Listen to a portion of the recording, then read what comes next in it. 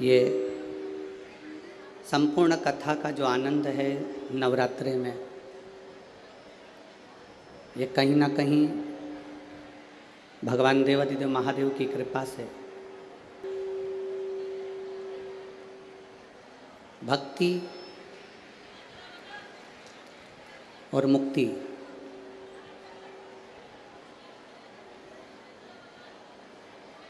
ये दोनों ही भगवान शिव संपूर्ण विश्व के लोगों को प्रदान करते आए। भक्ति भी शिव देते हैं और मुक्ति भी शिव देते हैं। अगर कोई व्रत, कोई उपास आप कर रहे हैं, मान लो तीज का व्रत करा, महालक्ष्मी का व्रत करा, चतुर्थी का व्रत करा, नवरात्रे का व्रत किया, कोई भी व्रत जब हम धारण करते हैं, कोई भी व्रत जब हम करते हैं, तो उस व्रत की साक्षी ध्रुव जी महाराज देते हैं। ये श्रीमद् भागवत कथा में भी वर्णन आता है ध्रुव कथा का, तो उसमें कहा गया। पर व्रत की साक्षी ध्रुव जी देते हैं। शिव महापुराण की कथा कहती है कि साक्षी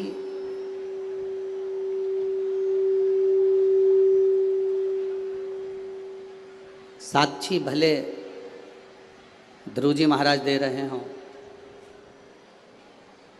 पर व्रत करने का जो बल है, व्रत करने का जो आनंद है, व्रत करने की जो शक्ति है, शिव महापुराण की कथा कहती है वो शक्ति, चाहे हम विष्णु पुराण पढ़ें, भागवत पुराण पढ़ें, स्कंद पुराण, कुर्म पुराण, नर्मदा पुराण, जितनी भी पुराण हैं हम पढ़ रहे हैं, अगर हम उसको पढ़ते हैं तो आपको ज्ञात होगा कि उपास व्रत की साक्षी ध्रुव जी देते हैं, पर व्रत करने का जो बल है, व्रत करने की जो शक्ति है, व्रत करने की जो ताकत है, वो कोई दूसरा नहीं देता। व्रत करने की ताकत, शक्ति, बल मेरा देवाधिदेव महादेव प्रदान करता है, मेरा शिव देता है। बोल बम का नारा है, इतना धीमा बोलोगे तो कल्याण तुम्हारा है। जरा अच्छे से तो बोलो, बोल बम का नारा है, सारी समस्या का हल, एक लोटा जल। साक्षी भले ध्रुव जी ने दी हो, व्रत करने की साक्षी भले ध्रुव जी महाराज दे रहे हों, पर शिव महापुराण की कथा कहती है, हम नवरात्रे का व्रत कर रहे हों, हम एकादशी का व्रत कर रहे हों, हम प्रदोष का व्रत कर रहे हों, हम शिवरात्रि का व्रत कर रहे हों, हम महालक्ष्मी का व्रत कर रहे हों, हम चतुर्थी का व्रत कर रहे हों, ये सारे व्रत करने की जो बल है, ये सारे व्रत करने की एक शक्ति, एक बल जो आपको और हमको, संपूर्ण जगत को जो प्राप्त होता है, वो शिव जी से प्राप्त होता है। अगर हम शिव महापुराण की कथा को देखें तो माता पार्वती जी अपने तप को कर रही हैं। माँ जगज्जननी, माँ अम्बा, माँ जगज्जननी दुर्गा भवानी, अष्टभुजा धात्री माँ दुर्गा, माँ भवानी, माँ देवी, अगर शिव जी को प्राप्त करने के लिए कोई व्रत कर रही हैं, शंकर भगवान को प्राप्त करने के लिए कोई साधना कर रही हैं, भगवान को पाने के लिए कोई उपास कर रही हैं, यहाँ तक शिव महापुराण की कथा कहती है कि उन्होंने भोजन त्याग दिया था, जल त्याग दिया था, फल त्याग दिया था। शिव महापुराण की कथा कहती है केवल वृक्ष की पत्तियों को ग्रहण करती थी, वृक्ष की पत्ती को भी छोड़ दिया था, दुर्वा का एक छोटा सा अंश माँ जगतजननी माता पार्वती ग्रहण कर रही थी। एक छोटा सा अंश दुर्वा का वो भी छोड़ दिया था। और जब माता पार्वती जी ने पत्ती छोड़ दी, दुर्वा खाना छोड़ दिया, फल खाना छोड़ दिया, भोजन करना छोड़ दिया, जल पीना छोड़ दिया, तब माता पार्वती केवल वायु का ही पान करती थी, केवल वायु का पान करती थी। समय ऐसा आया कि माता पार्वती जी ने वायु का पान भी नासिका की एक स्वर से करना प्रारंभ किया। धीरे धीरे माता पार्वती जी ने वायु को भी अपने अंदर रोक लिया। तब देवादिदेव महादेव पार्वती जी के सम्मुख में प्रकट हुए और शिवजी ने पार्वती को वर प्रदान किया। शंकर जी कहते हैं, सुनो पार्वती, तुमने मेरी आराधना करी है, तुमने मेरी साधना करी है, मेरी साधना इतनी बलवान तुमने करी है कि तुम्हारी शक्ति प्रबल हो गई। पार्वती, आज मैं तुमको 2 वर देता हूँ। मेरी विदर्भ की माताओं, नागपुर नगर की मेरी जीजियों और नागपुर नगर के मेरे जितने भाई लोग बैठे हैं, मेरे जीजाओं, बड़े सावधानी से कथा सुनो, आप दिल से सुनो। बाबा देवादिदेव महादेव की कथा को अगर आपने ये शिव और शक्ति के इस नवरात्रे के अवसर पर दिल से सुन लिया तो निश्चित है आपकी झोली खाली नहीं रहेगी, मेरा देवादिदेव महादेव भर कर ही भेजेगा। ये रीते ही आके भगवान शिव की कथा कहती है। शिवजी ने माता पार्वती को 2 वर दिए और वो दोनों वर आपके ध्यान में रहना चाहिए, आपके स्मरण में रहना चाहिए। शंकर भगवान ने माता पार्वती को 2 वर दिए जब माता पार्वती ने तप साधना करी। पहला वर माँ पार्वती जी को देते हैं भगवान देवादिदेव महादेव, जो नारी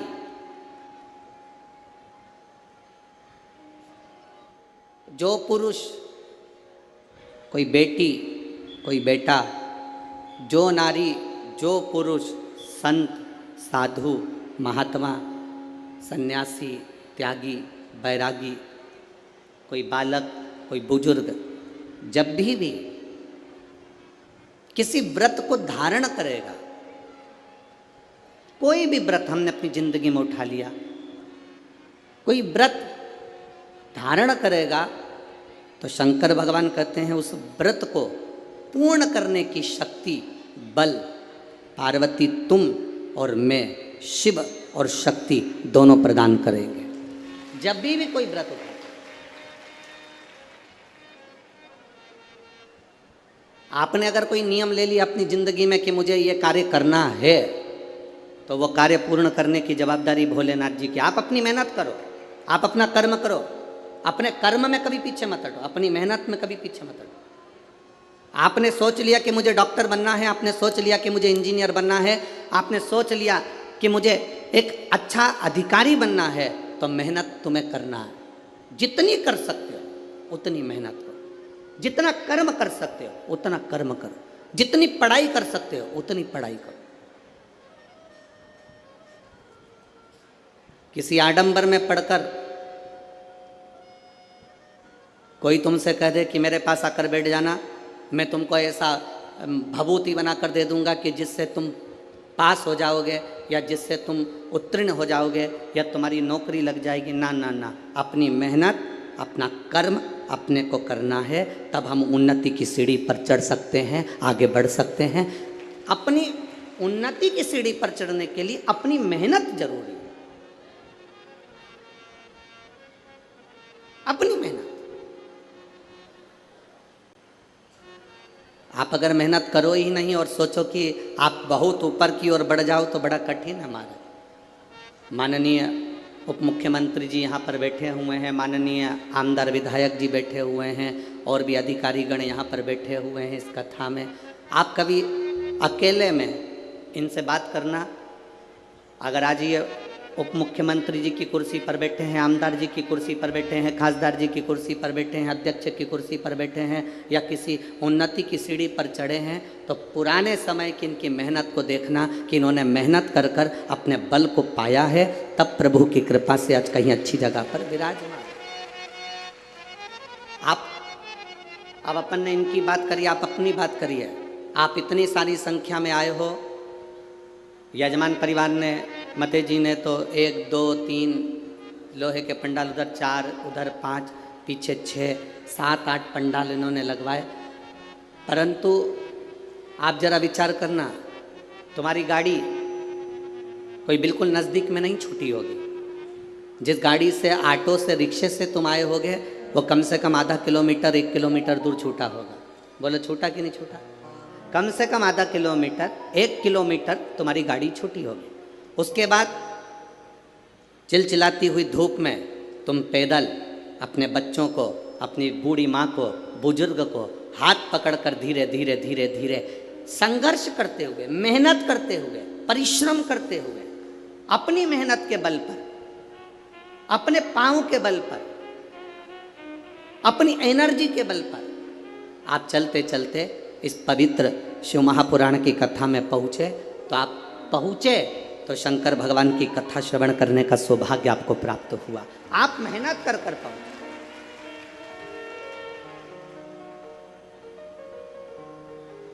आपका संघर्ष, आपकी मेहनत, आपका बल, आपका कर्म आपको आगे बढ़ाता है। शिव कहते क्या है? भगवान शंकर का कहना क्या है? शंकर एक बात जरूर कहते हैं अपने भक्तों से, मैंने विष पिया है, नीलकंठधारी बनकर बैठा हूं। जिंदगी में ताने, गाली, अपशब्द लोग कहेंगे, ये जहर है जिसको आपको पी जाना, जिसको आपको पीना है। हमने कथा में एक बात पहले कही थी, आप लोगों के स्मरण में होगी, नागपुर वासियों ने अगर कथा टीवी पर सुनी होगी तो उनके स्मरण में होगी।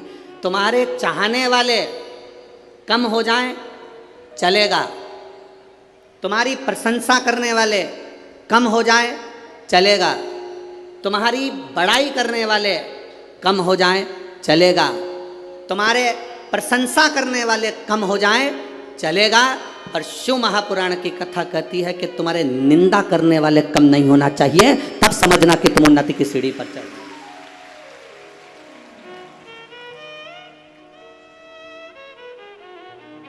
उसका कारण क्या है? प्रशंसा करने वाला एक दिन निंदा कर सकता है, तुम्हारी प्रशंसा करने वाला एक दिन तुम्हारी निंदा कर सकता है, पर निंदा करने वाला कभी तुम्हारी प्रशंसा नहीं करेगा। इसलिए निंदा करने वाले बढ़ना चाहिए, वो बढ़े, अपशब्द कहने वाले बढ़े, ताने देने वाले बढ़े, आपको आड़ा टेढ़ा कहने वाले बढ़े। जब वो बढ़ेंगे तब समझना कि अब आप दुनिया के लोगों की चर्चा में हो, मतलब आप उन्नति की एक सीढ़ी ऊपर चढ़ चुके हो, आप आगे बढ़ चुके हो, आप उन्नति की ओर अग्रण्य हो रहे हो।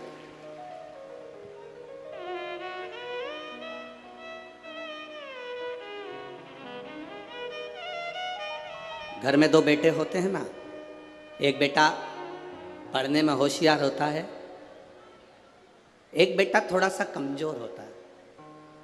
जो बेटा पढ़ने में होशियार है तो माँ उस पर हमेशा कहती है, अपने एक बेटे से देख ले वो तेरे भाई को कितना पढ़ता है, कितनी अच्छी पढ़ाई कर रहा है, कितनी उन्नति की सीढ़ी पर चढ़ रहा है। देख ले अपने भाई को, वो कितना अच्छी पढ़ाई कर रहा है, कितनी उन्नति की सीढ़ी पर चढ़ रहा है। और एक बेटा ऐसा होता है जो मन के अनुकूल कार्य करता है, माँ की दृष्टि में वो अच्छा नहीं है, पढ़ता ही नहीं है, विद्याध्ययन करता ही नहीं है, पढ़ाई पढ़ ही नहीं रहा। पर कभी कभी जिंदगी में ऐसा फेरबदल हो जाता है जिसने बहुत बहुत बहुत पढ़ाई करी, विद्याध्ययन करा, पर वो अपने संस्कारों से विहीन होता चले गए। वो मम्मी का आदर नहीं कर पाया, अपनी आई का आदर नहीं कर पाया, भाऊ का आदर नहीं कर पाया, अपने माता पिता का सम्मान नहीं कर पाया। एक कमजोर लड़का जो भले पढ़ा नहीं जो विद्वत्ता की सीढ़ी पर चढ़ा नहीं, जिसको माता पिता हमेशा ऐसा कमजोर ही समझते रहे, वो बच्चा भले कितना भी दुख की घड़ी आ गई पर अपने माँ बाप को कभी धक्का देकर नहीं निकाला, उसने अपने पास अपने माँ बाप को रखा, अपने माता पिता को अपने नजदीक में रखा।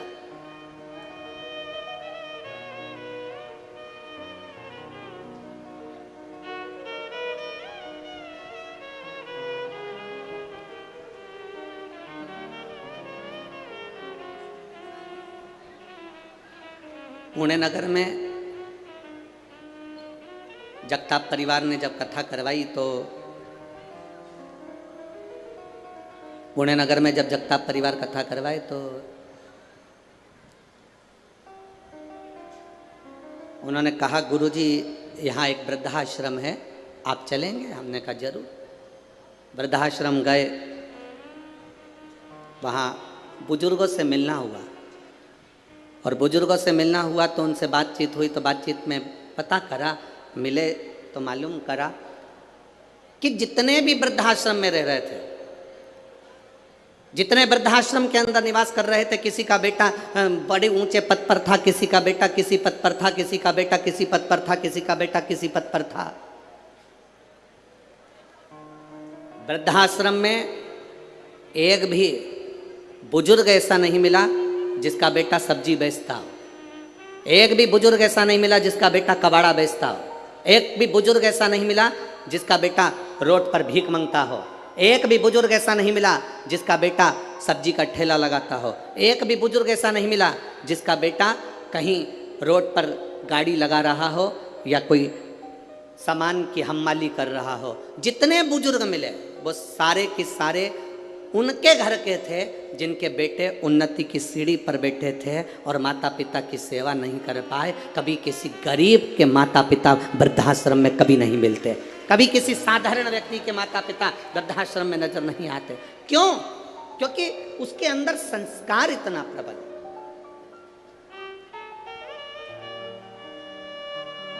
उसके अंदर संस्कारों की प्रबलता है। फिर निवेदन है, जिस गांव में पानी की कमी होती है वहां की फसल बिगड़ जाती है, और जिस घर में संस्कारों की कमी होती है वहां की नस्ल बिगड़ जाती है। अपनी नस्ल को सुधारना है तो संस्कारवान बनाना है। एक नियम अपने अंदर उतार कर रखिए। ये जितने लाखों की संख्या में आप लोग यहाँ पहुंचे हो, एक नियम अपने अंदर उतार कर रखना। हफ्ते में एक दिन ऐसा बनाना जिस दिन हमारा पूरा घर, पूरा परिवार एक साथ बैठकर, भाई भाई, परिवार, देवरानी, जेठानी सब एक साथ बैठकर भोजन करते हों। जब पूरा परिवार एक साथ बैठकर भोजन करता है तो हमारे घर के संस्कार कभी समाप्त नहीं होते, संस्कार बने रहते हैं। पूरा घर, पूरा परिवार एक साथ बैठकर भोजन कर, एक साथ रहे। शिवजी ने पार्वती जी को 2 वर दिए, उसमें से एक वर दिया कि शिव और शक्ति का बल व्रत, साधना, उपास करने वालों के साथ, नियम धारण करने वालों के साथ में रहेगा, जो नियम धारण कर।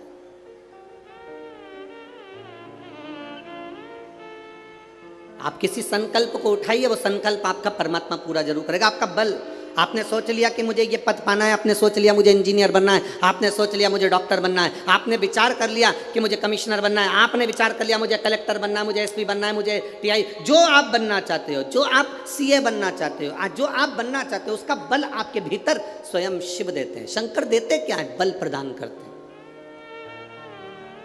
शिव देते क्या है? शंकर बल प्रदान करते। दुनिया के लोग हंसेंगे शंकर जी पे जल चढ़ाने से क्या होता है? दुनिया के लोग हंसेंगे शंकर जी पर 1 लोटा जल चढ़ाने से फल क्या मिलता है? 1 लोटे जल की महत्वता क्या होती है? दुनिया के लोग हंसेंगे कि शंकर की आराधना का फल क्या होता है। दुनिया के लोग हंसेंगे कि भगवान शिव की भक्ति का फल क्या होता है। दुनिया के लोग हंसेंगे कि शंकर भगवान पर बेलपत्र चढ़ाने का फल क्या होता है। शंकर भगवान का गुणगान करने का फल क्या है। शिव को 1 चावल का दाना शंकर को चढ़ाने का फल क्या है। एक बार मुख से पंचाक्षर मंत्र नमः शिवाय, षडाक्षर मंत्र ओम नमः शिवाय, श्री शिवाय नमस्तुभ्यम बोलने का फल क्या है? ये दुनिया के लोग हंसते हैं, पर जितने लोग हंसते हैं हम उनसे कहते हैं ये इतने जो पत्र यहाँ पर इकट्ठे होते हैं, थोड़े यहाँ रखें, आज पहले दिन यहाँ पर इतने पत्र, ये पत्र अलग, इन पत्रों को कभी मौका मिले और जिसके मन में संशय हो, जिसके मन में संशय हो कि शंकर करता क्या है, उसको एक बार इन पत्रों में कहीं ना कहीं इनका मोबाइल नंबर भी रहता है, इनका एड्रेस भी रहता है, तो उसको पढ़ा करो कि इन पत्रों से हमको ये मालूम पड़ता है कि शिव करता क्या है। देवता देते हैं पल्ला झाड़ कर और महादेव देते हैं छप्पर फाड़ कर। मेरा शंकर कभी कम नहीं देता, मेरा वो घड़दानी देता है तो छप्पर फाड़ कर देता है। चोर चोरी करने के लिए शिव जी के मंदिर में जाता है, अपना कपड़ा जलाकर उजाला कर कर चोरी का सामान ढूंढता है, शिव कृपा कर कर उसको कुबेर बना देते हैं। जो कुबेर की कुर्सी पर बैठा वो वही चोर है जो शंकर के मंदिर में चोरी करने गया था, पर शिव ने कृपा कर, ओघड़ी ने कृपा कर।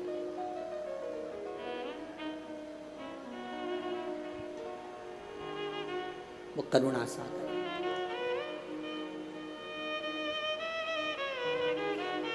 शंकर के जो भक्त होते हैं वो 3 बार रोते हैं। कितनी बार रोते हैं? 3 बार। शिव के जो भक्त होते हैं वो 3 बार रोते हैं। पहला, जब भगवान शंकर को पुकारते हैं, उसके हृदय में बड़ी तकलीफें होती है, कष्ट होता है, दुख होता है, तब वो भगवान को पुकारता है, तब रोता है।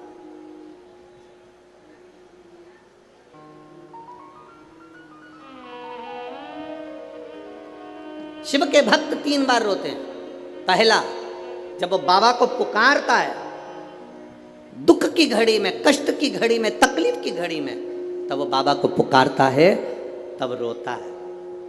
दूसरी बार, शिव का भक्त जब बाबा नहीं सुनते, बाबा नहीं आते, उसका दुख जब समाप्त नहीं होता और भगवान जब आते नहीं, उसका दुख जाता नहीं, शंकर का भक्त फिर रोता है। शिव के भक्त 3 बार रोते हैं। एक बार भगवान को पुकारते हैं तब, दूसरा भगवान नहीं आता तब, और तीसरी बार शंकर के भक्त तब रोते हैं जब भगवान मिल जाते हैं और उसका कार्य जब पूर्ण हो जाता है, तब भी वो रोता है, तब भी रोता है। शंकर के भक्त 3 बार रोते हैं। पहली बार जब भगवान को पुकारेगा तब रोएगा, दूसरी बार जब भगवान नहीं आएंगे तब रोएगा, और तीसरी बार जब भगवान आ जाएंगे तब रोएगा। तीसरी बार इसलिए रोता है कि मेरे जैसे पापी पर भी तूने कृपा कर दी। मैंने सोचा नहीं था कि मेरा महादेव एक लोटे जल से प्रसन्न हो जाता है और मेरे ऊपर करुणा कर देता है, तब भी रोता है, तब भी रोता है।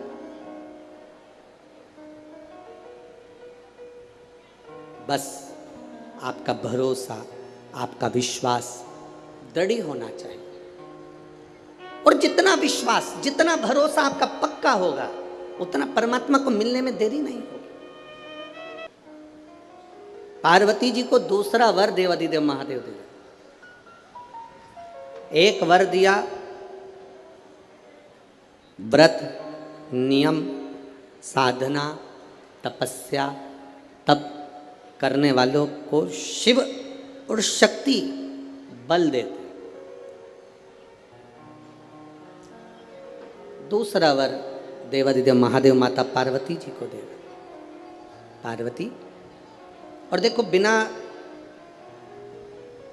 बल के, बिना अगर कोई तप साधना अगर कोई करे और भगवान शिव की कृपा ना हो, माता रानी की, स्वयं माता पार्वती की दया ना हो, तो कोई व्रत किसी का सफल नहीं होता।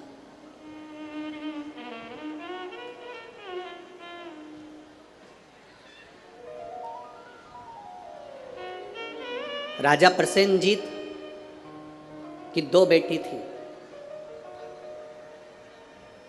एक का नाम था नेनुका और दूसरे का नाम था रेणुका। कितनी बेटी हैं? जम के बोलो जरा। 2। पहली का नाम क्या है? नेनुका, ना, एन, नेनुका पहली का नाम, और दूसरी का रेणुका, आर, रा, रेणुका। राजा प्रसेनजीत की दो बेटी है, एक नेनुका है, दूसरी रेणुका है।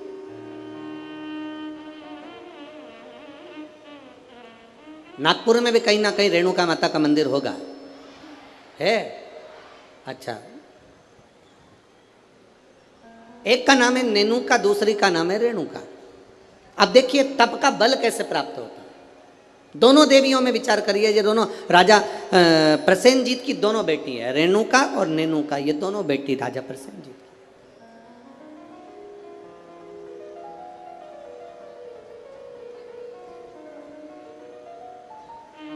प्रथम नेनुका का जन्म हुआ, और नेनुका का जब जन्म हुआ तब नेनुका उस जन्म को पाने के बाद में अपने राजसी कार्य में अपने पिता के साथ में रहने लगी, कार्य करने लगी। दूसरे नंबर पर आई है रेणुका। रेणुका का जब से जन्म हुआ, जब से रेणुका जन्मी, उस दिन से उसने केवल अपनी माँ रेणु से एक बात सीख ली कि जो कुछ मिलेगा वो अपने कर्म से मिलेगा, जो कुछ मिलेगा वो अपनी मेहनत से मिलेगा। हम जिस कर्म को करें उस कर्म के बल पर हमें प्राप्ति हो। एक पत्र आया है, देखिए। मैं पूनम लाला सेलोकर, गंगाबाग पारड़ी, गंगाबाग पारड़ी, पारड़ी है, पारड़ी नागपुर की निवासी हूँ। कहीं बैठी हो तो हाथ हिला सकती हैं, कहीं बैठी हो तो अपने हाथ हिला सकती हैं। मैं पूनम लाला सेलोकर, गंगा बाग पारड़ी नागपुर की निवासी हूँ। कहीं बैठी हो तो अपना हाथ हिला सकती हैं, जहाँ कहीं भी बैठी हो। मेरा मोबाइल नंबर ये है। मेरी शादी को 12 साल हो गए थे गुरुदेव, संतान का सुख नहीं था। मैंने नागपुर के सारे डॉक्टरों को दिखाया, पर डॉक्टरों के हिसाब से उन्होंने कहा था कि तुम्हें संतान कभी नहीं होगी। सारे इलाज की रिपोर्टें भी मेरे पास में हैं। क्यों? उसका कारण यह था कि मेरे गर्भाशय में 12 mm की गठान हो गई थी, और 12 mm की गठान बहुत बड़ी गठान होती है गुरुदेव। डॉक्टरों ने कहा कि इसका ऑपरेशन कर भी देंगे तो तुम्हारी बच्चादानी में गर्भ नहीं ठहर सकता, तुम्हारे बच्चा नहीं हो सकता। तब मेरी दीदी ने कहा, आस्था चैनल पर कथा आती है, कभी 1 बजे कभी 2 बजे आती है, उस कथा को श्रवण करो। मैंने 2022 में कथा श्रवण करना प्रारंभ करा। आपने पशुपतिनाथ के व्रत का वर्णन किया। 12 साल तक मेरे यहाँ औलाद नहीं हुई गुरुदेव। जब 12 साल संतान नहीं हुई तब पशुपति व्रत करना प्रारंभ करा। सफ़ेद आंकड़े की जड़ का प्रयोग किया, और सफ़ेद आंकड़े की जड़ को मैंने कमर में बांध भगवान शिव का भजन करना प्रारंभ करा। आपने पीपल के पत्ते का जो उपाय बताया वो मैंने किया, और गुड़ियारी रायपुर की कथा मैंने टीवी पर आसन लगाकर सामने टीवी को चालू कर कर पूरी कथा गुड़ियारी रायपुर की सुनी, और बाबा की कृपा से उसी महीने में मेरा गर्भ ठहर गया, और 17 जुलाई 2023 को मुझे पुत्र रत्न की प्राप्ति हुई है। मैं बाबा को यहाँ प्रणाम करने आई हूँ। कहीं बैठी हैं क्या? बच्चा लाए हैं? बच्चा लाए हो ले आओ, अगर लाए हो तो लेकर आ सकते हो। गुरुदेव, डॉक्टर के हिसाब से मेरे यहाँ कभी संतान का सुख नहीं था, उनके हिसाब से मुझे औलाद नहीं हो सकती थी। पर बाबा देवादिदेव महादेव पर जो विश्वास किया, भरोसा किया, जल चढ़ाया, जल का आचमन किया, ये शिव की कृपा से मुझे संतान की प्राप्ति हुई। ये शिव तत्व। एक पत्र और बड़ा सुंदर आया, देखिए। मैं दीपा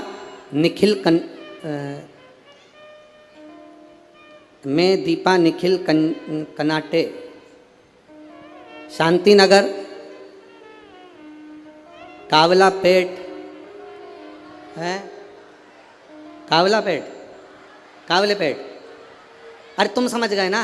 हाँ बस ठीक है। नागपुर मेरा प्लाट नंबर 143। बहुत जोरदार। कहीं बैठी हैं? कहीं बैठी हो तो हाथ हिला सकती हैं। कहीं पर बैठी हो तो हाथ हिला सकती हैं। मैं दीपा निखिल कनाटे, शांति नगर, समझ जाओ, ठीक है। हाँ, कावला पेट, नागपुर, मेरा प्लाट नंबर 143। गुरुदेव, मैं बाबा का क्या गुणगान करूं? मेरी शादी को कई साल निकल गए, संतान का सुख नहीं था गुरुदेव। 6 साल तो मैं जहाँ कोई कहता था वहाँ चली जाती, गोदी भरवा कर ले आती, कोई नारियल डाल डाल कर गोदी में इतने सारे नारियल इकट्ठे हो गए कि एक बार विसर्जन करना पड़ा गुरुदेव। फिर भी संतान का सुख नहीं हुआ। ऐसा कोई दरवाज़ा नहीं था जिस दरवाजे पर मैं नहीं गई, पर मुझे संतान का सुख नहीं हुआ गुरुदेव। टेस्ट पे भी करवाया, वो भी सफल नहीं हुआ, संतान का सुख नहीं हुआ। किसी ने कहा एक काम करो, पशुपतिनाथ का व्रत करो, शिवजी को जल चढ़ाकर एक बेलपत्र खाओ और जल का आचमन करो। गुरुदेव, बाबा का मैं क्या वर्णन करूं। पशुपतिनाथ का व्रत किया और बाबा की कृपा से तब भी मेरा गर्भ नहीं ठहरा। मेरे 5 व्रत पूरे हो गए। जब गर्भ नहीं ठहरा तो मैंने बाबा से प्रार्थना करी, बाबा तू सबकी सुनता है। वो सियोर वाला महाराज व्यासपीठ पर बोलकर कहता है तू 3 महीने में सुनता है, फिर मेरी क्यों नहीं सुना? बाबा, मैं मंदिर से आ रही थी तो किसी एक महिला ने कहा कि तू एक काम करा कर, मंदिर में पोछा झाड़ू कर लिया कर। मैं मंदिर में सफाई करने लगी, झाड़ू लगाने लगी, पोछा लगाने लगी, मंदिर की बाल्टी में पानी भर कर रख देती, पूरे मंदिर को साफ करती। बाबा की कृपा का मैं क्या गुणगान करूं। केवल 1.5 महीना बीता और मेरा गर्भ ठहर गया। अब गर्भ ठहर गया गुरुदेव, डॉक्टर को जांच कराई तो उसने कहा कि तुम्हारा गर्भ में बच्चा है। अब डॉक्टर ने जांच कर कर कहा कि गर्भ में बच्चा है। बच्चा मेरे गर्भ में रहा। 1 महीना, 2 महीना, 3 महीना, 4 महीना बीतता चले गया। 4थे महीने में मुझे कष्ट बहुत हुआ।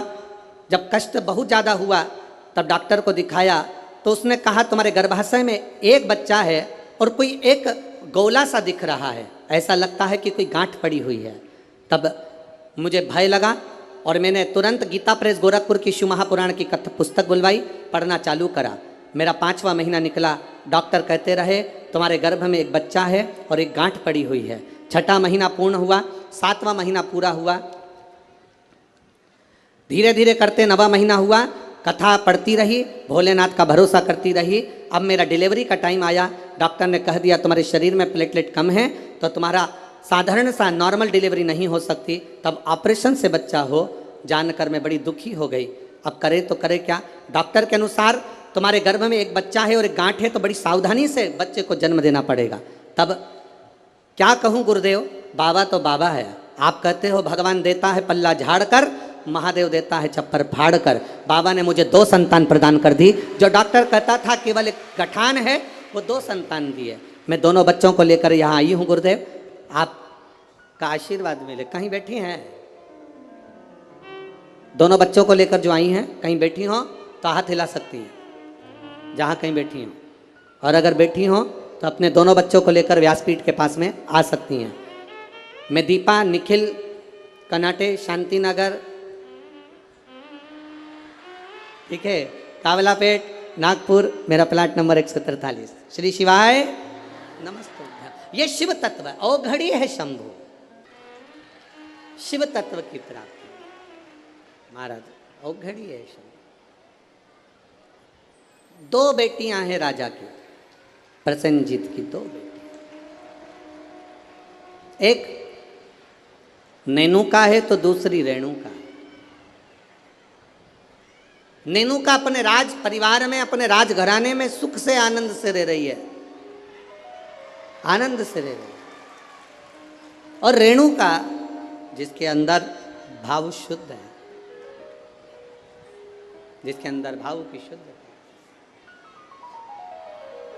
जिसके अंदर आनंद की शुद्धता, वो रेणुका है। दोनों में भाव की शुद्धता। नेनुका राजघराने का आनंद ले रही है, नेनुका राजघराने का सुख पा रही है, और रेणुका राजघराने में रहने के बाद भी अपनी मां रेणु के पद चिन्हों पर चलकर भगवान देवाधिदेव महादेव की अविरल भक्ति में लीन है। अविरल भक्ति।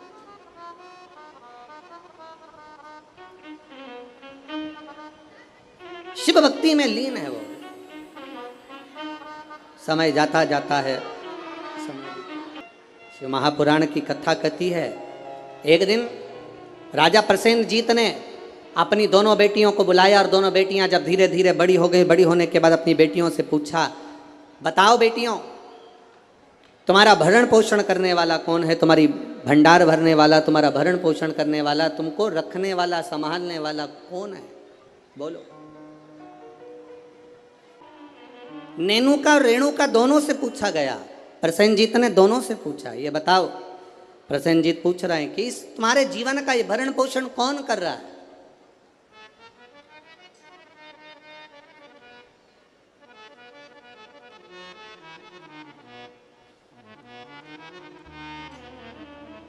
नेनुका ने कहा, पिताजी मेरे जीवन का भरण पोषण आप कर रहे हो, मेरे जीवन को चलाने वाले आप हो, भरण पोषण करने वाले आप हो।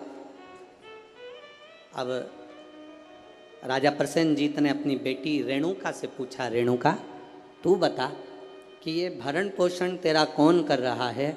रेणुका कहती है, पिताजी ये तो सब जो कर रहे हैं वो भोलेनाथ कर रहे हैं, जो लिखा ललाट पर वो मिल रहा है, जो लिखा, जो ललाट पर लिख दिया वो मुझे मिल रहा। दुख लिखा, सुख लिखा, अच्छा लिखा, बुरा लिखा, जो उसने लिखा वो मुझे मिल रहा। जो लिखा ललाट पर वो मुझे मिला।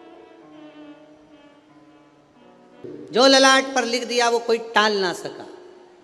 हाँ, ललाट पर लिखा हुआ अगर कोई टाल सकता है तो केवल एक है, वो देव अधिदेव महादेव है, वो टाल सकता है। एक पत्र आया है, देखिए उस पत्र में उसने लिखा, मैं दीपिका अविनाश ठाकुर रामटेक से हूँ। कहीं बैठी हैं? बैठी हो तो हाथ हिला सकती हैं। आप ही हैं? दोनों हाथ हिला दो एक बार। हाँ, श्री शिवाय नमस्तुभ्यम। मैं दीपिका अविनाश ठाकुर रामटेक से हूँ। मेरे बाबा के 3 अनुभव मैं बताना चाहती हूँ गुरुदेव, मैं क्या वर्णन करूँ। मेरी मामी को जो रजनी बेस रामटेक में है, उनको कैंसर हो गया और कैंसर होने के बाद में उनका नागपुर में इलाज चला। नागपुर से इलाज कराने के बाद उनको दिल्ली ले गए। दिल्ली ले गए तब भी उनका कैंसर ठीक होने को नहीं। गुरुदेव अब करे तो करे क्या? तब बाबा देवाधिदेव महादेव पर विश्वास रखकर दिल्ली से दिखाने के बाद में वो ऑपरेशन का बोले पर हम उनको लेकर आए और गुरुदेव शिवजी पे चढ़ी हुई बेलपत्र उनको खाने के लिए देने लगे। शंकर पर चढ़ा हुआ जल उनको पीने के लिए देने लगे। मैं बाबा का क्या गुणगान करूं गुरुदेव। आज बाबा की कृपा से जो मेरी मामी जी को कैंसर हो गया था वो पूर्ण तरह से ठीक है, इसलिए मैं बाबा को यहाँ नमन करने के लिए। आराम है बाबू? दोनों हाथ हिला दो एक बार। श्री शिवाय नमस्तुभ्यम। गुरुदेव शिव कृपा इसी को कहते हैं। गुरुदेव बाबा जब देता है तो साधारण नहीं देता बाबा। गुरुजी आप कहते हो कि सारी समस्या का एक लोटा जल है हल, पर निवेदन करूं गुरुदेव, बेलपत्री में भी वो बल है कि साधारण व्यक्ति उस बेलपत्र को समझ नहीं सकता। ये शिव तत्व की प्राप्ति। बैठिए बहन, शिव भक्ति वो क्या दे रहा है, क्या कर रहा है, ये उसके ऊपर निर्भर है। नागपुर वालों, आप लोगों को मौका मिला है 5 दिन की कथा का। जितने दिल से, हाँ लोग कहेंगे तुमसे भीड़ बहुत है, बहुत गर्दी है, बहुत भीड़ है, बहुत गर्दी है, तो भी कह देना कि वो हमें जहाँ जगह मिले वहाँ बैठकर दिल से जितनी देर मिले उतनी देर की कथा श्रवण कर कर उसको एक बार अपने मन की बात कहकर जरूर जाना। वो 3 महीने में क्या देगा ये उसके ऊपर ले, वो क्या देगा ये वही जान सकता। भगवान ने अगर आपको धन दिया है तो बन सके जो शिव भक्त यहाँ पर आए उनको दोनों हाथों से कुछ जो बन सके, पानी हो, फलाहार हो, बिस्कुट हो, कुछ भी सामग्री, एक बार उनका मुंह झूठा जरूर कराओ और लिख कर रखना अपनी डायरी में कि मैंने 5 रुपए का पानी पिलाया था। 3 महीने इंतजार मत करना, 1.5 महीने में इंतजार कर कर बताना कि वो 5 रुपए का जो पानी पिलाया वो 3 गुना हुआ कि नहीं हुआ, 4 गुना हुआ कि नहीं, उसका फल क्या क्या मिल रहा है, क्या प्राप्त होगा, ये वही जानता।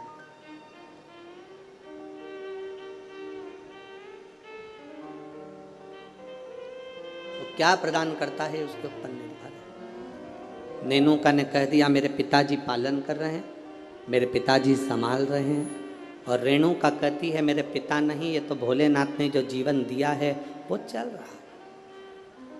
विचार कर लिया पिताजी ने, दोनों बेटी की शादी करना है।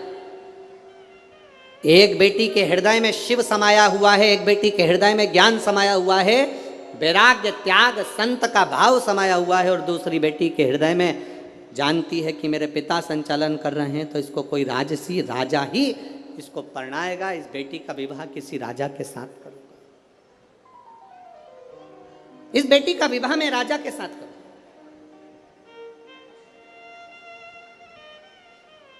जब भरोसा प्रबल हो जाता है, विश्वास दृढ़ हो जाता है, तब परमात्मा की प्राप्ति का केंद्र बन जाता है।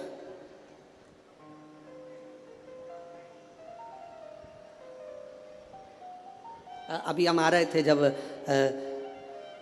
आते आते देखा कि लोग टेंट के बाहर, पंडालों के बाहर लोग धूप में बैठे हुए हैं, बहुत गर्मी है, धूप अपार, पर आप प्रयास करना। 2 बजे कथा चालू हुई, 5 बजे तक चलेगी, 2 बजे से 5 बजे तक जो धूप में बाहर भी बैठे हैं वो अंदाजा लगा कर बैठना कि 2 बजे से 5 बजे तक आपको कहीं धूप दिखी, कहीं धूप नजर आई, कहीं धूप लगी, वो छत्र छाया कर कर बैठता है। साधारण नहीं है मेरा शिव, साधारण नहीं मेरा उघड़ी।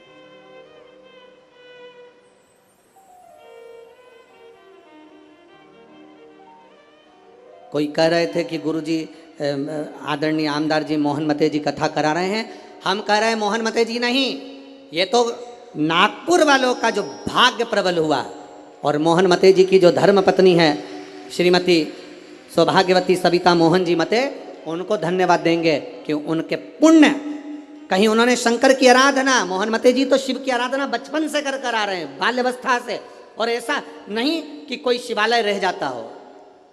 शिवरात्रि पर भी भगवान शंकर के मंदिर में जाना, श्रावण के महीने में शंकर की आराधना करना, शिव भक्ति को अपने हृदय में बिठाना, तो कहीं ना कहीं शंकर की जो करुणा हमारे पुण्य की।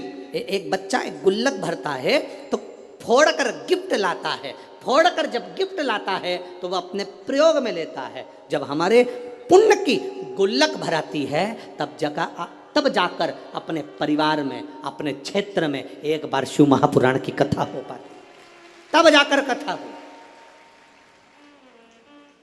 श्री मोहन मते जी को मैं कहूंगा, आपके इस कथा से पूरे नागपुर क्षेत्र के ना जाने कितने कितने पुण्य प्रबल हुए होंगे, और ये नागपुर वासियों ने ना जाने कितना 1 लोटा जल चढ़ाया होगा, तब जाकर ये 5 दिन की शिव महापुराण की कथा यहाँ पहुंची। ये कोई सहज है पुराण?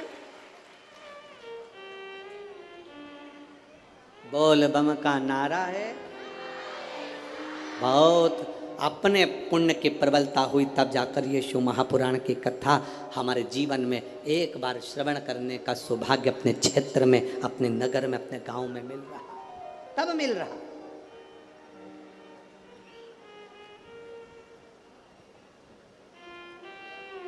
अब बेटियां किसको बिहा दी जाए, बेटी किसको दे दी जाए? कर्म का फल देखिए। जो भगवान देवादिदेव महादेव ने माता पार्वती को कहा था कि जो मेहनत करता है, पार्वती जो संकल्प ले लेता है, जो नियम ले लेता है, जो व्रत करता है, उसके व्रत का फल हम स्वयं देते हैं। 2 वचन दिए थे माता पार्वती जी को भगवान शिव ने, एक शिव और शक्ति का बल देना, और दूसरा वचन देवादिदेव महादेव ने माता पार्वती को दूसरा वचन, दूसरा वर दिया था, पार्वती सुन, संसार में रहने वाली नारी, पुरुष, बच्चे, बूढ़े, इस मृत्यु लोक में जो रह रहा है, संसार में अगर उसके जीवन में कभी दुख की एक घड़ी भी आई है तो उसके कर्म से आई है। उसने जो पूर्व में कर्म किया होगा उसके अनुसार उसको एक दुख की घड़ी में भोगना पड़ा है।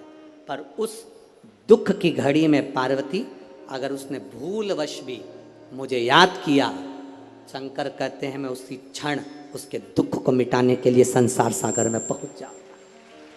मैं वचन देता हूं। ये माता पार्वती जी को शिव जी ने 2 वचन दिए। पार्वती एक, शिव और शक्ति का बल व्रत उपास साधना तप करने वाले को मिलता है। नवरात्र का व्रत करने वाले कई लोग नंगे पर चलते हैं, कई लोग एक समय दूध लेते हैं, कोई कहता है कि मैं लौंग पर व्रत करता हूं, कोई अपने शरीर पर जवारे वो लेता है, कोई कुछ नियम धारण करता है, कोई कुछ नियम धारण करता है। सारे नियम व्रत साधना तप जितने लोग करते हैं, घबराने की जरूरत नहीं। ये बल तुम्हें जो देता है वो शिव देते हैं, वो भगवान शंकर शक्ति के साथ देते हैं। और ध्यान देना, दुख की घड़ी में अगर तुम्हारे कर्म के अनुसार तुम्हें दुख भोगना पड़ रहा है तो उस दुख में भी घबराना नहीं। अगर दुख परमात्मा ने दिया है तो वो उस दुख को समाप्त करने का बल भी आपको प्रदान करता है। वो शिव तत्व है, वो ओघड़ी है, वो शंकर है, ओघड़ी शिव है।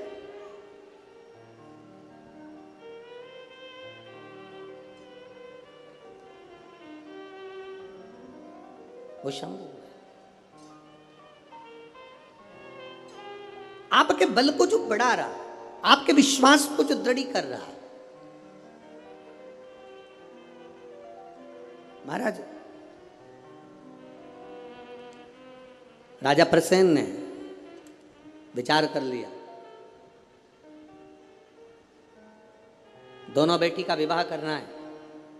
नेनुका का विवाह करूंगा किसी राजा के साथ और रेणुका का विवाह करूंगा किसी ऋषि के साथ। नेनुका सहस्त्रार्जुन को दी गई, जिसकी हजारों भुजाएं थी, खूब राजसी ठाठ था, खूब बल था। नेनुका सहस्त्रार्जुन को दी गई, जितने रावण को भी अपने काबू में कर रखा था। ढेर बल था सहस्त्रार्जुन के पास में, ढेर संपदा थी सहस्त्रार्जुन के पास में। बड़ा प्रबल, बड़ा वीर राजा था सहस्त्रार्जुन, बड़े प्रबल थे सहस्त्रार्जुन। सहस्त्रार्जुन साधारण नहीं थे, बड़े प्रबल, बड़े वीर। जो रावण को भी अपने कब्जे में रखता हो वो साधारण नहीं हो सकता है।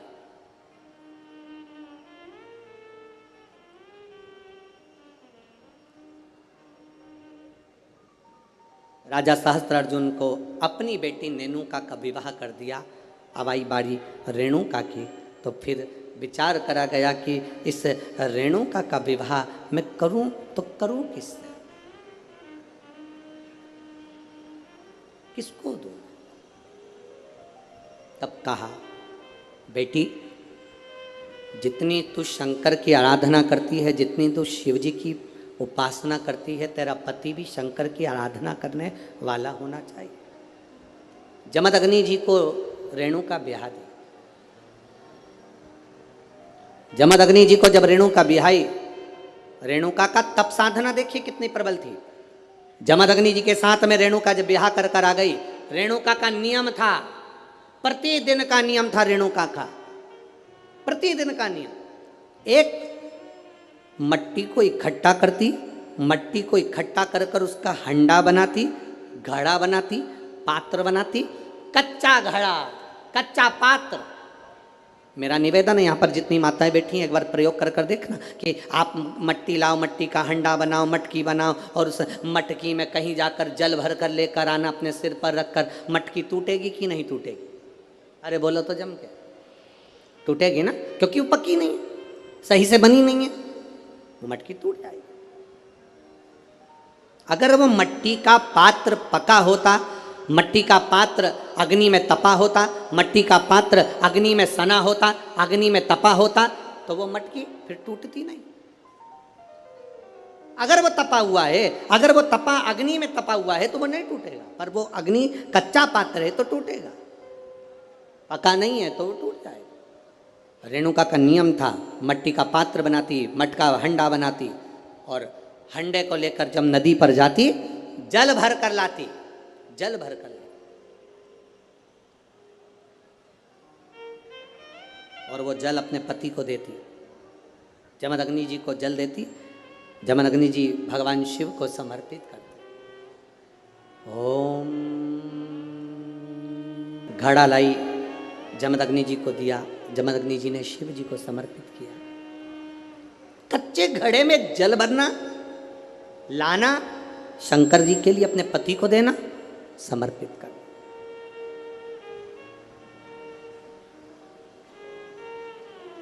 सबसे कठिन काम, कच्चे घड़े में जल भरकर लाकर पति को देना और जल समर्पित करना। एक बार जमदग्नि जी के मन में एक भाव प्रकट हो गया कि मेरी पत्नी रोज घड़ा बनाती है, रोज हंडा बनाती है, रोज कच्चा घड़ा तैयार करती है और रोज जल भर कर लेकर आती है। मेरी धर्म पत्नी, आखिर ऐसा क्या तप साधना, ऐसा क्या तप बल, ऐसी क्या प्रबलता जो कच्चे घड़े में जल भर कर लाती है? कच्चे घड़े में जल भर कर लाना।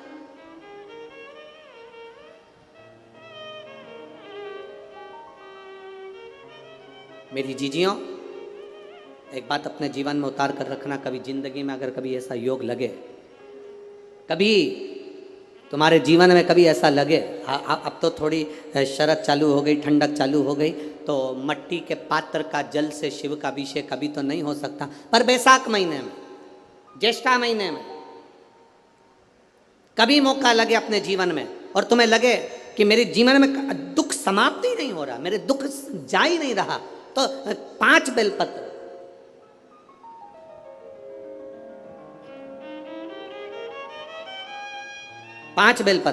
एक आप लोगों को देखो, इस पत्र में शिवलिंग लगा हुआ है तो हम आपको इसी से समझा देते हैं। एक बेलपत्र जिसकी डंडी का भाग जल जहां से बहकर बाहर निकल रहा है, अशोक सुंदरी का स्थान देखा है ना सब लोगों ने, बस उसी स्थान पर पहली बेलपत्र। दूसरी बेलपत्र पार्वती जी के स्थान पर, अर्थात जो जलाधारी है वहां पर। तीसरी बेलपत्र शंकर भगवान के शिवलिंग के सम्मुख में जहां आप बैठे हो वहां बैठकर डंडी का भाग विपरीत दिशा में रखकर, तीसरा बेलपत्र। चौथा बेलपत्र भगवान शंकर का जल जहां से नीचे गिर रहा है उस ओर सीधी बेलपत्र नीचे की ओर। और 5वीं बेलपत्र शंकर भगवान के अशोक सुंदरी के स्थान को छुआकर नंदी के पास रखकर, जो घड़े में जल है अर्थात मट्टी के पात्र में जो तुम जल लेकर गई हो, उस पात्र के जल से शंकर का अभिषेक कर देना, शिव को वो जल समर्पित कर देना। जिंदगी में कैसा भी दुख हो वो कटता ही है, वो दुख रह नहीं सकता, ये निश्चित था।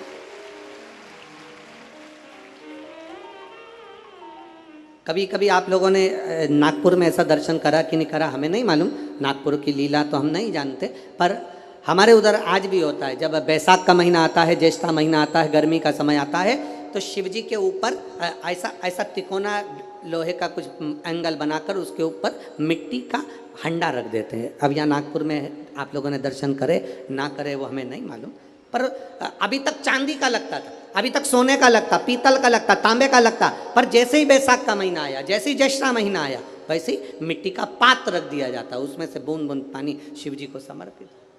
करें दर्शन यहाँ पर, किसी ने करे यहाँ रखते हैं लोग, ठीक है। शिव तत्व की प्राप्ति के लिए भगवान देवादिदेव महादेव के आनंद सुख को प्राप्त करें।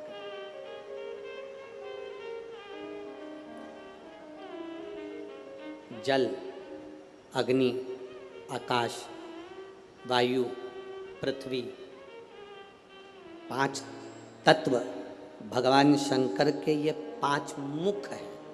इसलिए आरती में भी हम लोग कहते हैं। अब 5 मुख पंचानंद शिव है। जल, वायु, आकाश, अग्नि, पृथ्वी, ये 5 तत्व शंकर के 5 मुख में विराजमान। 5 मुख। शिव की पंचायत में 5 देवता हैं। कितने देव हैं? 5। पहला देवादिदेव महादेव, दूसरा गणेश जी महाराज, तीसरा भगवान नारायण, चौथा सूर्य नारायण भगवान, और 5वां नंबर पर है माँ दुर्गा भवानी, अष्टभुजा धात्री माँ देवी माँ दुर्गा। ये 5 शिव पंचायत में 5 देवता हैं। फिर से बोलिए, पंचायत में 5 देव कौन से होते हैं? पहला शिव जी, दूसरा गणेश जी, तीसरा भगवान विष्णु, चौथा भगवान सूर्य नारायण और 5वें माँ दुर्गा भवानी। ये 5 शंकर की पंचायत के देवता हैं। शिव पंचायत में ये 5 रहते हैं।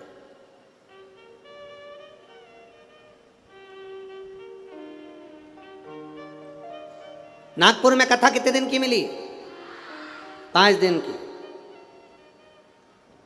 सावन में जब 5 सोमवार पड़े तो समझ लेना शंकर भगवान की बड़ी कृपा होने वाली है। 5 सोमवार मिल गए सावन के महीने में, मतलब शिव जो श्रावण के महीने में 1 लोटा जल चढ़ाने वाले हैं उनकी मनोकामना पूर्ण होती ही है। पंचानंद स्वरूप में 5 दिन में 5 स्वरूप में पंचायत में पंचानंद पंच भौतिकता का आनंद रखने वाले शिव तत्व की प्राप्ति का सुख है शिव महापुराण। कई लोग कहते हैं गुरुजी 7 दिन की कथा करते हो, कभी 5 दिन की, आखिर 5 दिन की कथा का फल क्या है? हम कहते हैं कभी सुनिए, बैठिए, पंडाल में जहां जगह मिल जाए वहां बैठकर कथा का रस तत्व ग्रहण करिए, और जब जाओ आरती हो जाए, कर्पूर गौरम हो जाए, तब यहां से जाना तो उस रज को कभी शरीर पर लगा। एक पत्र आया, एक लड़के को ब्लड कैंसर हो गया, देखिए वो कैंसर वाला तो पत्र ढूंढना पड़ेगा, ये पत्र भी अच्छा है। मेरा नाम भसीजा शुभम विलास पटुआर, 27 साल की उम्र है, मुकाम पोस्ट तहसील बड़सा, जिला गढ़चिरौली, महाराष्ट्र राज्य। कहीं बैठे हो तो हाथ हिला सकती हैं, कहीं बैठे हो तो हाथ हिला सकती हैं, जहाँ कहीं बैठी हो। गुरुदेव, मेरा लीवर और किडनी दोनों ही डैमेज हो गए थे। दोनों ने काम करना बंद कर दिया, पेट में पानी भरा गया। डॉक्टर को दिखाया तो डॉक्टर ने कहा इसका पानी नहीं निकाल सकते क्योंकि इनके शरीर में खून की भी कमी है और लीवर किडनी दोनों काम करना बंद कर दिया। गुरुदेव, खून चढ़ाते पानी बन जाता, अब करें तो करें क्या? डॉक्टर ने कहा इसका एक तरीका हो सकता है कि टॉयलेट द्वारा या लेट द्वारा इनका पूरा की पूरा पानी निकालना होगा। वो निकाला पर वापिस पानी जम गया। लीवर किडनी काम नहीं कर रहे थे, डॉक्टरों ने हाथ ऊंचे कर दिया। डॉक्टरों का कहना था इसका कोई इलाज नहीं है, आप किसी भी हॉस्पिटल में ले जाओ, बड़े से बड़े हॉस्पिटल में ले जाओ तो इनका किडनी लीवर का या तो बदला जाए तब कुछ काम करे, परंतु इनका कोई फल नहीं है। हम उनको घर ले आए गुरुदेव, किडनी लीवर काम नहीं कर रही। डॉक्टर ने कहा आप ले जाओ, पर मन नहीं माना। हमने दूसरे हॉस्पिटल में उनको भर्ती करा, वहाँ पर भी इलाज चालू हुआ पर आराम नहीं लगा क्योंकि किडनी लीवर दोनों बेकार हो चुके थे। तब किसी ने कहा कि शिवजी को जल चढ़ाओ, वो जल लाकर इनको पिलाओ और एक बेलपत्र इनके नज़दीक में रखो। हमने वही करना प्रारंभ करा। देव आदिदेव महादेव को जल चढ़ाते, वो जल इनको आचमन कराते। बाबा का कृपा का मैं क्या वर्णन करूं गुरुदेव। 2 अक्टूबर 2023 को बाबा की कृपा से उनकी तबीयत में सुधार आना प्रारंभ हुआ और 8 अक्टूबर को बाबा की कृपा से वो ठीक हो गए। बाबा की कृपा से उनका लीवर और किडनी दोनों काम करना प्रारंभ कर दिए। ये शिव तत्व है, ये शंकर योग घड़ी। कहीं बैठे हो तो हाथ हिला सकते हैं क्या? हाँ जी, हाथ हिला दो एक बार। ठीक है, हाथ हिला दीजिए। श्री शिवाय नमस्तुभ्यम। वापिस हाथ हिलाओ एक बार। हाँ, वापिस हिलाइए। श्री शिवाय नमस्तुभ्यम। बैठिए। हर हर शिव तत्व की प्राप्ति इसी को। आप जो शिव पर जल चढ़ा रहे हैं, आचमन कर रहे हैं, शंकर का गुणगान कर रहे हैं, उसका फल खाली नहीं जाता। मिट्टी के पात्र का जल हम देवाधिदेव महादेव को जब समर्पित करते हैं तो उसका फल खाली नहीं जाता, खाली नहीं जाता। महाराज शिव महापुराण की कथा कहती है, रेणुका देवी कच्चे घड़े में जल भर कर लेकर आती, अपने पति को देती और जमदग्नि जी उस जल को लेकर शिव जी को समर्पित करते। पर उनके चित्त में यह बात बैठ गई, आखिर इसकी दृढ़ता, इसकी भक्ति कितनी प्रबल होगी कि कच्चे घड़े में पानी नदी से यहाँ तक आ गया और कच्चा घड़ा टूटता नहीं, जब तक शिव जी को जल नहीं चढ़ाते तब तक वो घड़ा समाप्त नहीं होता। आखिर इसकी भक्ति किसकी है? इस रेणुका ने भक्ति किसकी करी? किसकी भक्ति करी? ये रेणुका किसको भजती है? क्या देखा जमदग्नि जी ने कि आज रेणुका ने मट्टी का जो घड़ा बना रही है, जमदग्नि जी क्या देख रहे हैं कि मट्टी के घड़े को बनाकर पास में पार्थिव शिवलिंग का निर्माण कर रही है। एक शिवलिंग का निर्माण कर रही है, पार्थिव शिवलिंग।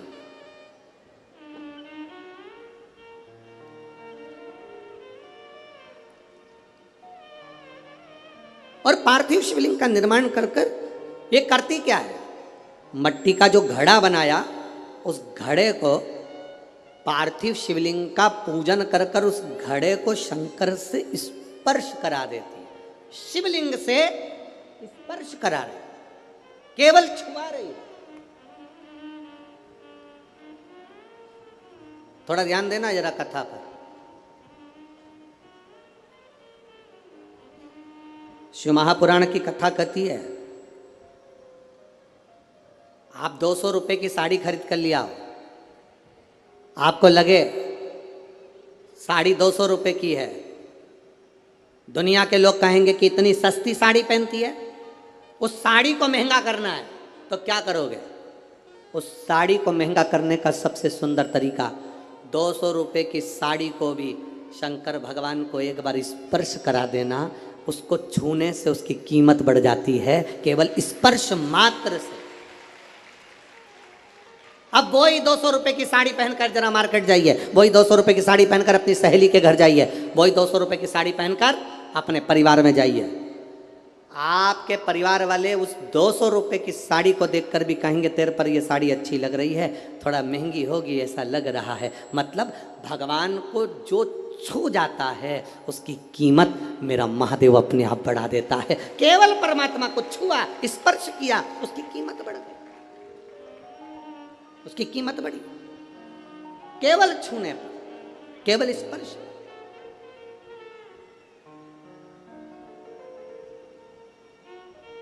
अरे भाई, शिव महापुराण की कथा कहती है, जैसे किसी के यहां कोई मर जाता है तो पूरे परिवार में सूतक लग जाती है।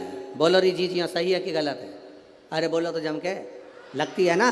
परिवार में कोई मर गया, पूरे परिवार को सूतक लग जाती है। जैसे मरने की सूतक पूरे परिवार में लगती है, उसी तरह परिवार का एक व्यक्ति भी अगर शंकर की कथा सुनता है तो पूरे परिवार को पुण्य लग जाता है। पूरे परिवार, एक व्यक्ति भी अगर कथा श्रवण कर रहा है, परिवार का एक कोई मरता है तो पूरे परिवार में सूतक लगती है। उसी तरह हम कोई अच्छा काम करते हैं, शिव जी को एक लोटा जल चढ़ाते हैं, कथा श्रवण करते हैं, भूखे को भोजन, प्यासे को पानी पिलाते हैं, तो उसका जो पुण्य का जो फल है वो किसी एक को नहीं, घर का एक व्यक्ति करता है और पूरे खानदान को उसका पुण्य फल प्राप्त हो जाता है। पूरे खानदान,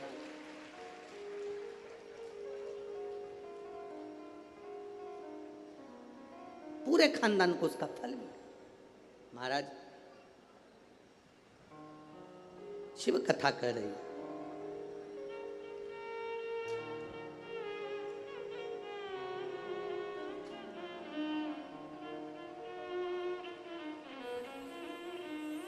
आप जितने भाव से भगवान को रिझाओगे, मेरा देवाधिदेव महादेव उतने भाव से आपके करीब में आता है। आपके करीब जितने स्नेह से आप रिझाने का प्रयास करोगे, जितने स्नेह से आप उसको पुकारने का प्रयास करोगे, उतने स्नेह से वो आपके करीब में आता है।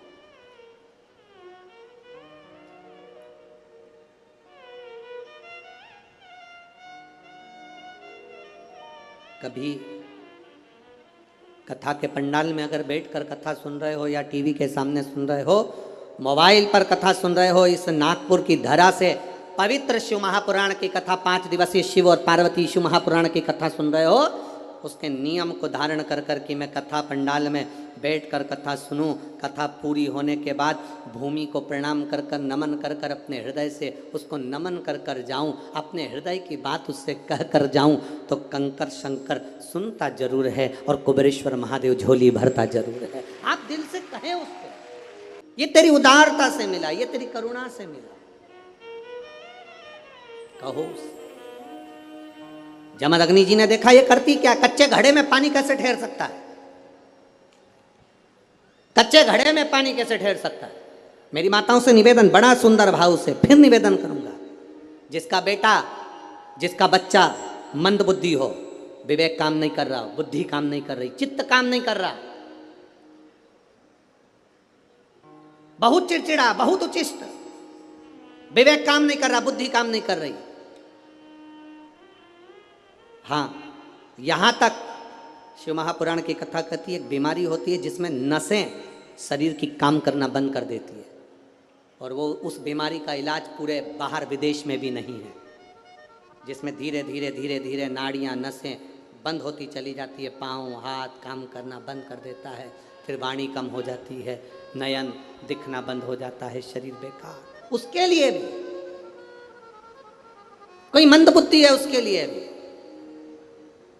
शिव महापुराण की कथा कहती है हफ्ते 2 हफ्ते में कभी सोमवार के दिन भले मट्टी का बर्तन तुम्हारे घर में नहीं हो, घर में कोरा सा दिया भी हो, कोरा दिया, दिया कोरा मतलब उसमें दीप ना लगा हो, मट्टी का नया दिया, उसमें अगर आपने थोड़ा पानी भर कर रख भी दिया और उसमें गलते गलते वो पानी ज़्यादा नहीं भी बचा, 2 बूंद भी बचा है और वो 2 बूंद भी अशोक सुंदरी वाली जगह पर चढ़ा है, और वही पानी जिसकी विवेक, जिसकी बुद्धि, जो मंद बुद्धि कहा जाता है, उसको अगर बेलपत्री के साथ में वो जल की 2 बूंद भी उसको दी जाए तो वो विवेकवान बनता चले जाता, उसकी बुद्धि काम करना प्रारंभ करती। कितना भी मंद बुद्धि हो, पड़ा रहता हो, पड़ा है, मुंह से राल बह रही है, वो बोल नहीं पा रहा, शरीर विग्रह बेकार बिल्कुल, उसके लिए भी ये कार्य करता। शिव पर चढ़ा हुआ मट्टी के पात्र का जल सुख प्रदान करता है। हमारे यहाँ नवरात्रे में जवारे बोए जाते हैं, आप लोगों को इधर बोते हैं कि नहीं बोते मालूम नहीं हमको, बोते हैं इधर, मट्टी के पात्र में जवारे बोए जाते हैं, कुंडी में जवारे बोए जाते हैं, मट्टी में गेहूं डालकर जवारा बोया जाता है। उस जवारे की मूलता क्या कहती है, उस जवारे की महत्वता क्या कहती है, क्यों बोए जाते हैं जवारे, उस जवारे की महत्वता क्या है, नवरात्रे में 9 दिन जवारे क्यों बोते हैं, उसको बोने का कारण क्या है। केवल कोई कहे कि हम ठाकुर जी को भजते हैं, भगवान कृष्ण को भजते हैं, कोई कहे हम तिरुपति बालाजी को, नारायण को भजते हैं, कोई कहता है कि हम हरि विट्ठल को, पांडुरंगा को भजते हैं, हमारे यहाँ हाँ हम इनको भजते हैं तो जवारे नहीं बोते। ना ना, पुष्टि मार्गी है, ठाकुर जी की सेवा करने वाला है, उसके यहाँ भी ये 9 दिन जवारे बोए जाते हैं। रामानुज संप्रदाय से जुड़ा हुआ है, नारायण की पूजन कर रहा है, उसके घर में भी जवारे बोए जाते हैं। पांडुरंगा हरि विट्ठल की उपासना कर रहा है, उसके घर में भी जवारे बोए जाते हैं। जवारे का महत्व हमारे यहाँ शास्त्र कहता है, क्या महत्व है उसका, क्या फल है उसका। महाराज, जब देवी माता ने दुर्गा भवानी को पंचायत में बुलाया गया, शिव पंचायत में मां दुर्गा बैठी हुई है, और शिव पंचायत में जब दुर्गा भवानी बैठी, उपद्रवियों ने उपद्रव मचाया, अहंकारियों ने अहंकार मचाया, असुरों ने, राक्षसों ने हाहाकार मचाना प्रारंभ करा। तब उस समय पर देवाधिदेव महादेव माता पार्वती को देखकर, दुर्गा भवानी को देखकर मुस्कुरा रहे थे। केवल शिव मुस्कुरा रहे हैं, पार्वती को देखकर, दुर्गा भवानी को देखकर, मां जगत जननी को देखकर केवल मुस्कुरा रहे हैं। तब देवता सूर्य नारायण ने भगवान शिव जी को देखकर हाथ जोड़कर प्रार्थना करी। भास्कर देव बोले, सूर्य नारायण बोले, बाबा मेरे मन के संशय को मिटा दीजिए। शिव जी ने पूछा क्या काम है, बोलो क्या चाहते हो। शंकर भगवान से सूर्य देव, भास्कर देव कहते हैं, प्रभु आपके मुस्कुराने का कारण क्या है। भारत की भूमि पर जितनी जगह पर भी आप लोग कथा सुन रहे हो, आस्था चैनल पर, फेसबुक, यूट्यूब पर जितने लोग कथा सुन रहे हो, बड़े ध्यान से सुनना कि जवारे क्यों बोए जाते हैं, नवरात्रि में जवारे की महत्वता क्यों होती है, क्यों बोया जाता है, मिट्टी में गेहूं डालकर क्यों उत्पन्न किया जाता है, उसकी महत्वता क्या है। सूर्य नारायण पूछ रहे हैं भगवान देवाधिदेव महादेव से, आप दुर्गा भवानी को देखकर मुस्कुराए, आप हंसे हैं, आपके चेहरे पर प्रसन्नता आई है, कारण क्या? और महाराज देवादिदेव महादेव ने कहा, यहां भगवान विष्णु, गणेश जी, भास्कर देव, आप सब बैठे हो। असुरों ने आक्रमण कर दिया, असुरों ने आक्रमण करा है, और वह असुर आक्रमण कर दिए हैं तो वो असुर प्रवेश कर रहे हैं, उपद्रव मचाकर, हाहाकार कर कर नष्ट करने वाले हैं इस पूरी पृथ्वी को। तो फिर उसको बचाएगा कौन? कैसे बचेगा? शिव जी ने कहा, चिंता मत करो। दुर्गा ने अपने केश का स्मरण किया, एक केश को माता पार्वती जी ने अपने हाथों से छुआ, छूते ही एक कुंड में सुंदर जवारे उत्पन्न हुए हैं। जब तक वो जवारे बड़े नहीं हो जाते, जब तक वो जवारे थोड़े प्रबल नहीं हो जाते, तब तक एक भी असुर प्रवेश नहीं कर सकता, हाहाकार नहीं मचा सकता और अंदर आ नहीं सकता। शिव महापुराण की कथा कहती है, जवारे जिसके यहाँ बोए जाते हैं, जवारे का, आप लोग कहते हैं कहीं पर देवी जी बैठी हैं, किसी के यहाँ मिट्टी की मूर्ति आई, 21 फीट की, 41 फीट की, 15 फीट की, 10 फीट की, 25 फीट की देवी जी की प्रतिमा स्थापना हुई। लोग कहते हैं हम देवी जी का दर्शन करने जा रहे हैं, दुर्गा जी का दर्शन करने जा रहे हैं। शिव महापुराण की कथा कहती है वो दुर्गा जी का दर्शन नहीं, देवी का दर्शन नहीं। नवरात्रे में जहाँ जवारे बोए जाते हैं वहाँ मात्र आप पांव रखते हैं तो अपने घर में से क्लेश दूर हट जाता है, अहंकार दूर हट जाता है, अभिमतता दूर हट जाती है, तकलीफें दूर हट जाती है।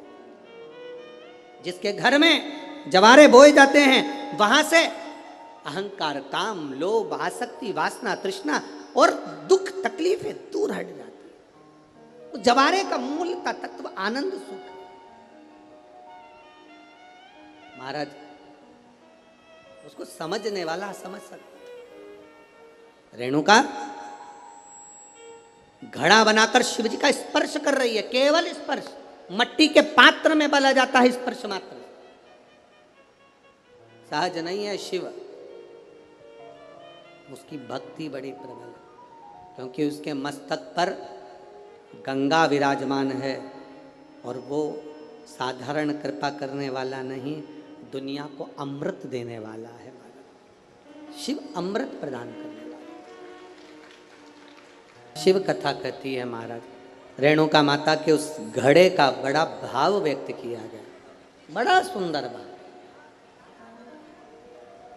शिव महापुराण के महत्तम में जैसे देवराज नाम के ब्राह्मण का वर्णन आता है, शिव मंदिर में जाकर उसने चोरी का धन लेकर पहुंचा था और कथा श्रवण कर एक क्षण में बाहर आया, प्राण छूट गए थे, परम धाम मिल गया, परम। ऐसे ही बिंदुक नाम का ब्राह्मण, जिसकी धर्म पत्नी का नाम चंचुला देवी है, जो चंचुला पति के जाने के बाद भगवान शंकर की भक्ति में लीन होती, शिव भक्ति में लीन, और शिव भक्ति में लीन होकर चंचुला देवी तुमरुका जी से शिव महापुराण की कथा के महत्व को जानती है। कथा सुनने के लिए देवादिदेव महादेव स्वयं जाते हैं, पार्वती मैया स्वयं पहुंचती हैं। ऐसी पवित्र पावन तुमरुका जी का चरित्र एक कल की कथा में एक प्रसंग लेंगे। आप लोग अगर हम भूल भी जाएं तो आप याद दिला देना कि जिनके 25 साल भी अगर शादी के हो गए हों, 30 साल भी हो गए हों और संतान नहीं है, तो माता रेणुका और तुमरुका जी का चरित्र बड़ा सुंदर है। कल की कथा में उसको प्रसंग सुनेंगे। अगर मान लो 25 साल हो गए, 30 साल हो गए और संतान नहीं, औलाद नहीं, तो भी माता रेणुका और तुमरुका जी का एक सुंदर चरित्र है शिव महापुराण के अंदर, अपन उसको सुनेंगे, जिसको श्रवण करने पर, और हम तो कहेंगे जिस नारी की 25-30 साल हो गए और औलाद भी नहीं हो, तो वो कल की कथा भले टीवी पर सुनना, मोबाइल पर सुनना चाहे पंडाल में सुनना, पर सुनना जरूर। बाबा चाहेगा तो आपकी गोदी जरूर भरेगा, झोली अगर भरेगा। रेणुका माता का तुमरुका जी का संवाद बड़ा सुंदर है, कल उसको कथा में श्रवण करेंगे और रेणुका माता के संवाद को सुनेंगे।